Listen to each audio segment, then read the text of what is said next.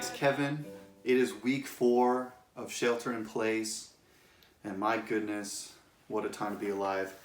I don't know. I've looked around every part of my house trying to find a secret trap door or something that you see on TikTok all the time, but I haven't found one, which is a bummer because I want to be able to say, like for part 2, and I haven't had a chance to yet, but we'll figure it out.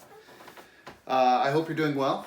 I hope things are well in your world, and I just want to share a quick little encouragement like we do every week. But first I want to preface it by talking about one of my favorite subjects in school, and that's 10th grade modern world history. And I know it's a very specific thing, and it might be because I had an amazing teacher. Shout out Miss Massage, love you. But also, I found the World War II era one of the most fascinating things I've ever learned about in my entire life. Mainly because the group of people that came to power in the bad parts of the world during that time, I think it's fascinating how they took countries that were little to nothing because of World War I and brought them to such prominence and power in World War II. It's a crazy thing to think about and to learn about, and I loved it. But I think of people like Hitler and Stalin and all these people that went to crazy lengths to get their mission across.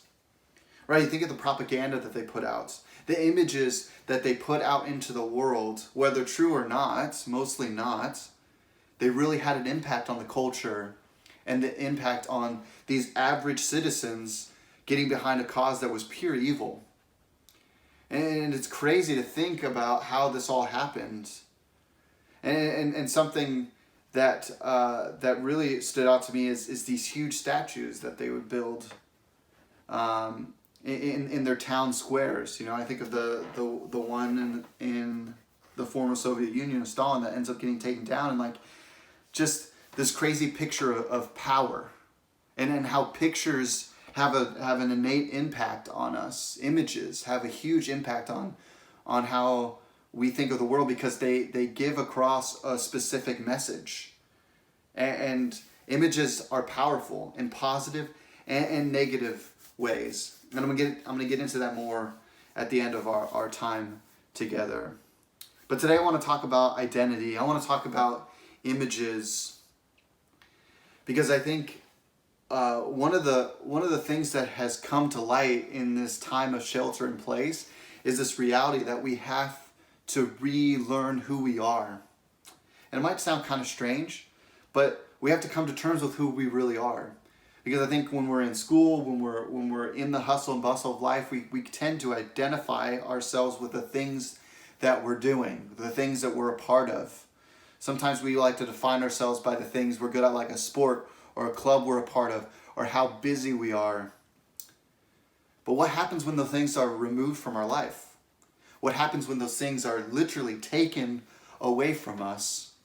What are we left with? Who are we left to be? And so while this season of life has been horrible at times, and it's been hard to wrap our brains around, I truly and honestly believe that God is working in the midst of it to teach us something about ourselves. And not just about ourselves, but His impact and His role in our lives. And He's teaching us about identity. And so I want to talk about that very clearly. And the way we're going to do that is we're going to talk through the creation story. And so the words will be on the screen, but we're going to be opening up our Bibles to Genesis 1. We're going to start in verse 27. It says this: "So God created man in His own image. In the image of God He created him. Male and female He created them. And God blessed them. And God said to them, 'Be fruitful and multiply and fill the earth and subdue it, and have dominion over the fish of the sea and over the birds in the air and of the heavens and over every living thing that moves on the earth.'" And so from the very beginning, God does something incredible with this creation, with the creation of human beings, that He does with no other creation in the story in Genesis. And that's that He gives them identity. And not only does He give them identity, He gives them His identity. He says, let us make mankind in our image, in our likeness. And not only that, but after he creates man and woman, he calls them to subdue the earth, to be fruitful and multiply. He doesn't tell the animals to do anything. He doesn't tell the birds to do anything. He doesn't tell the fish to do anything. He tells human beings that, hey, you're created in my image, but also because of that, you have these innate desires and these responsibilities in this world. And it's an incredible thing.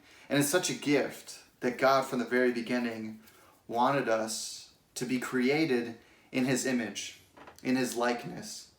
And that doesn't mean that we look like God, like physically. That's not what he's saying here. Doesn't mean that our experiences necessarily match God's experiences. But it's more than that. It means that we are created to be like God. That our attributes are being shown as God's through ourselves. Right? When people look at us, they should see God in us. But unfortunately, the fall really makes a mockery of it and really causes us to pull ourselves away from the good intention relationship that God had for us from the very beginning. And we decided to do our own thing. But it's so important. If you look in Colossians chapter 3, Paul says something really interesting about coming back into faith with God through the death and resurrection of Jesus. When we truly place our faith in Jesus, this is what Paul says in Colossians chapter 3. It says this, and have put on the new self, which is being renewed in knowledge after the image of the Creator. Here there is no Greek and Jew, circumcised and uncircumcised, barbarian, Scythian, slave, free, but Christ is all and in all. See what Paul is saying, when we come back to faith in God, when we restore that relationship with him, we're coming back to our original design. We're taking off the effects of the fall and the individuality that comes in it, and we're placing our faith and trusting in the God of the universe who created us from the very beginning. And that we get to be the image of God. Right? There's this phrase in Christianity we always talk about being image bearers of God. We get to be image bearers of God. And it's not in look, it's not in experience, it's not in function, but rather being image bearers of God means that God's attributes are shown through us. First and foremost, that God's attributes are shown through us. Think about it this way. If a statue in the middle of a town square can relay a message of power and strength and stability, however they wanted the image to come across, right? If you were to walk into the Soviet Union and had no idea what was going on, you would look at a statue like that and you would know this person is in charge. You know this person is important. So if that relays a message, what more does millions and millions of people that place their faith in Jesus, that are image bearers of God, what impact do they have on the world around them as they're scattered in the world for Jesus? It's a crazy thing to think about, that, hey, you know what, maybe I'm not a softball player first. Maybe I'm not a drama kid first. Maybe I'm not a band kid first, but I'm an image bearer of Christ that glorifies him in the sport I play, or glorifies him in the things that I care about, or I glorify him in the talents and the gifts that he's given us. And so it's about stepping back and saying, okay, what is an image bearer? And this is what you're going to be breaking down in your small groups tonight or on Wednesday. Is what does it mean to be an image bearer of God? And as being an image bearer of God, how does that look in the context of everything else that we're a part of? Right, what does it mean to be an image bearer of God on a sports field, on the gym floor, in the classroom, on the stage,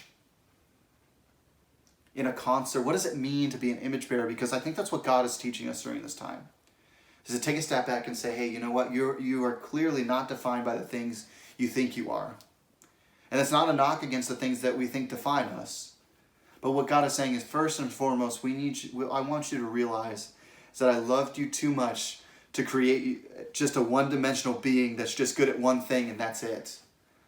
But God created us to be image bearers of him, to do immeasurably more than we could ever imagine, because his Spirit that raised Jesus from the dead lives in us. And we have the opportunity to live in that reality. And so I pray that we really take the time to think about what it means to be an image bearer of God and the impact that has on the world around us.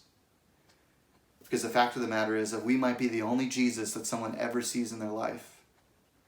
And how does that change the way we interact with people if we knew that that is a potential reality? So Anchored, I love you guys. I miss you guys so much. I cannot wait till we can be together again in the flesh, in person.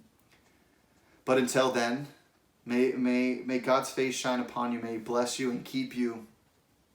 May he be near to you, and may he be teaching you some incredible things about you, yourself, and about who he is and his impact on your life. So hope you're doing well. Can't wait to see you. Talk to you soon.